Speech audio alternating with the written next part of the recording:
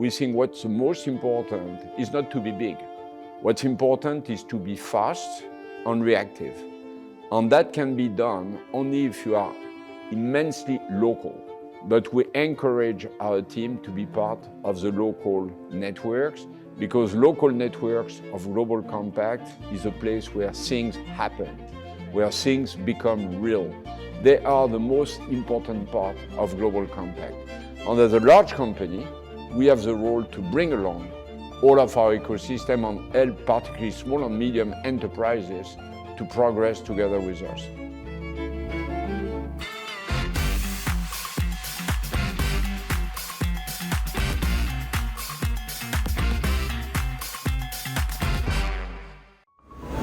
作为一家专注于能源管理和自动化领域的全球性企业，施耐德早在2003年就率先加入了联合国全球契约组织。20年前，施耐德已经开始将可持续发展的理念向其中国的供应链企业普及，并积极引导供应商加入联合国全球契约组织这一全球最大的可持续发展倡议。近年来，施耐德加强中国中心战略，携手中国伙伴，共同打造新质生产力未来。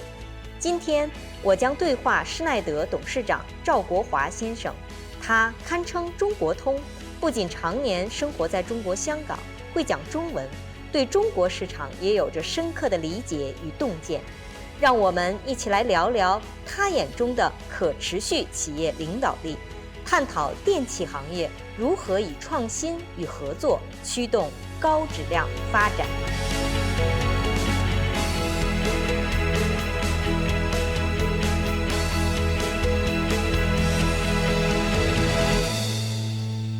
赵国华董事长您好。你好，刘女士，欢迎到 Schneider。谢谢。It's very exciting for me to visit you and Schneider Electric today. And as we know, as early as 2003, you already led your company to join the UN Global Compact. Can you tell us the story about that? Yeah, we were probably one of the early members of Global Compact. And it's very simple. When you are a company, you actually cannot win alone. You have to act as a team. You are linked to your suppliers, you are linked to your customers, you are linked to the communities around you, you are linked to your shareholders. You need everybody to succeed together. And to do that, then you need a sort of common referential, a compass for your company and your partners. And Global Compact was the first and unique initiative at a global level that was offering that promise of working together in the same direction. So not only we would have one direction with the principles, we would have common objectives with the SDGs, but that would become the sort of common language, common grammar for our companies to work together. Yeah, and I also notice it's very interesting if you search Schneider Electric at the UN Global Compact global website, there are 14 results coming out. It's not only because your company submits your communication on progress to disclose your ESG efforts on a yearly basis, but also your 13 subsidiaries across 13 countries has also joined besides your global headquarters. So why do you think it's important to engage both at a global level but also regional and country level? We think what's the most important is not to be big. What's important is to be fast and reactive. And that can be done only if you are immensely local. But we encourage our team to be part of the local networks, because local networks of Global Compact is a place where things happen, where things become real. They are the most important part of Global Compact. And as a large company, we have the role to bring along all of our ecosystem and help particularly small and medium enterprises to progress together with us. I think about 20 years ago, your company has already advocating your suppliers in China to also join the UN Global Compact. So what's their reaction and what do you find exciting about that? Look, I lived in China 30 years ago, right? And the very exciting thing with Chinese companies, on Chinese people, is that they are very quick to adopt new ideas. It's never like probably not the right idea. Now, fast forward 20 years, well, China is a leader in many of technologies for sustainability. Electric vehicle, 50% of the world electric vehicle, solar panels, 80%, batteries, 60 to 70%. So that whole vision of a world that will be more electric with green electricity, that will be more efficient thanks to digital, is a vision that we share with China as a country and with the companies of China. And we always, when we operate in China, but that would be the same thing in India or anywhere else in the world, we really try to work really locally. It's on to adapt to the local environment, because solutions you would bring from other places, would it be Europe or the US, may not fit in the environment of China. Okay, but how do you address the policy gap? Because in some probably more mature markets, it has more advanced requirement on green and climate issues. The situation is very different in developed countries or in emerging countries. Right. Those developed countries, most of them, including some of the large cities in China, which are very, very developed and very modern, the priority is about retrofitting to net zero. Every building, every factory, every infrastructure, every airport, every subway has to be retrofitted to be smart and green. That's number one. In new economies, or the new developing parts, even of China, the priority is to build as close as possible to net zero everything we build anew. Take a very simple thing. New economies will build in the next coming 20 years 2 times more buildings than the ones which are existing today in the developed world. And now if you zoom out from the carbon issues, the first priority is to bring energy to everybody on the planet. Because access to energy is your access to a decent life. And carbon emission is creating climate change, and climate change is probably the biggest threat to humanity in this. So we need to bring new technologies that reconcile progress, energy for all, and sustainability for all in the next coming years. And those technologies are existing. That's the good news. 70% of carbon emissions can be eliminated today with existing technology. Okay, that's great. But as you said, all this technology, 70% are existing, but why our infrastructure globally is still not green enough? So for 2 reasons. Number one, human beings, that means you, me, everybody, we are very slow to adopt technology. And take the internet, right? Appeared mid of the 90s, but the first big applications like WeChat really appeared 10 years or 15 years after at scale.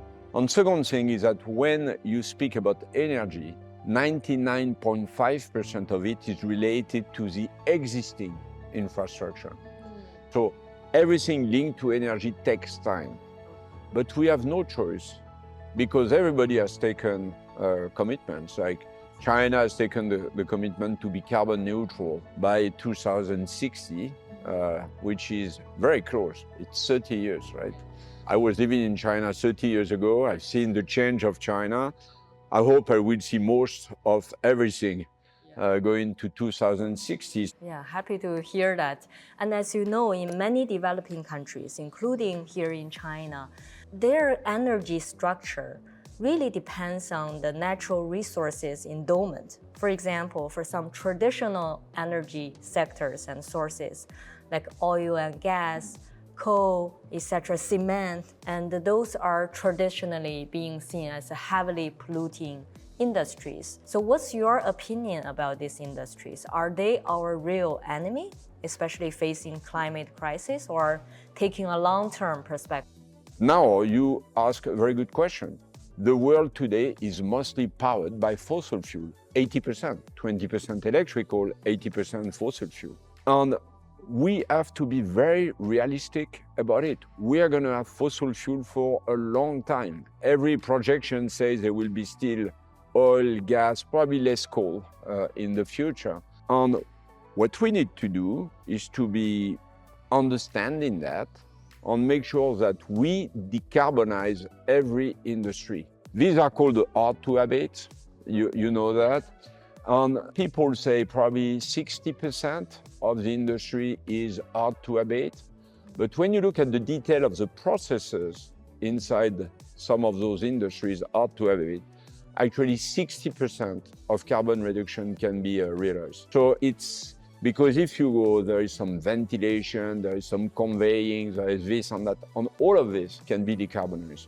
So actually, even in the hard-to-abate industry, we bring solutions that can take out 60% of the emissions. So 赵国华董事长, we talk a lot about the E aspect of ESG, environment, right? And especially related to energy. And now let's focus a little bit about social aspect. Yeah. And we know among the 17 Sustainable Development Goals, SDG 5 is a highlight, is fundamental for many of other SDGs to be achieved. That's on gender equality.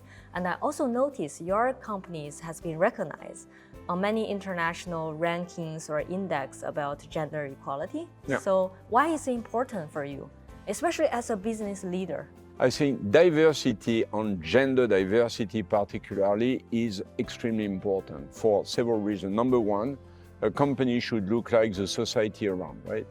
And the society is more than 50% women. So women are not only consumer, but they are also deciders. Of course, as soon as you manage to have a lot of women in a company, our objective is to recruit 50% of our recruitment to be women, then you double the pool of talents, right? Number three, I really believe that diversity of all dimensions, gender, origins, culture, character, is absolutely the best source of performance and innovation. So back to your question, in gender diversity, our company was coming from a male environment 20 years ago. 3% only of the leaders of Schneider were women, 3.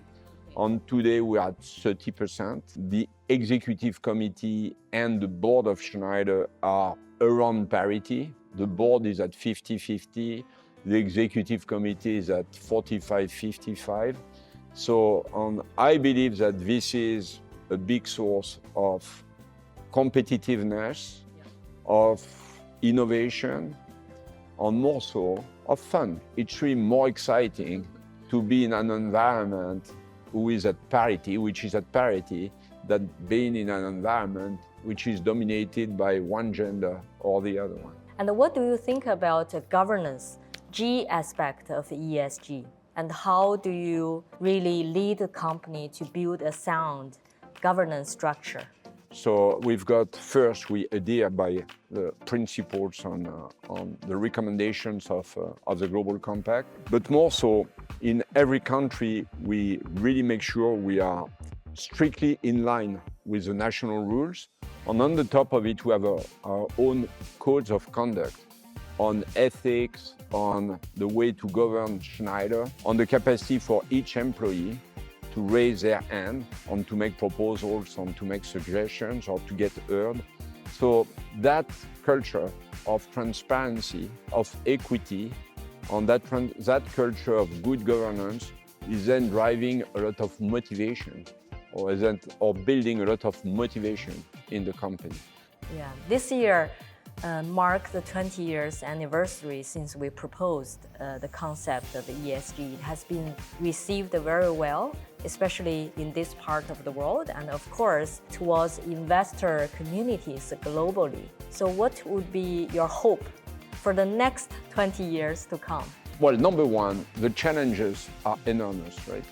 In the field of energy, go to net zero, zero carbon emission, provide energy to 5 more billion people. That means double the number of people who have access to energy. That is a challenge one of the challenges of our life. This is the challenge of my life, right? So we have just started, and we need to make it real. So it's going from technology to implementation. That's huge. We need to work with thousands of of stakeholders to make it happen. But I see also, when I look at what we have, the world is so diverse, so different, and sometimes so divided. And the Global Compact reminds us every day that behind the surface of the news, which can be divisive, there are things like alleviating poverty, fighting climate change, bringing everybody education, diversity, inclusion, and so on, which are global priorities for all of us in the world. So in a world which is tendentially divided, let's cultivate, let's cherish all the opportunities to work together on things that nobody can dispute, but because they are good for everybody on the planet. That's wonderful and serves as a great ending for our conversation today. Thank you so much, 赵国华董事长。 Thank you, 刘女士。团结全球企业，共建更好世界，让我们一起加入联合国全球企业组织。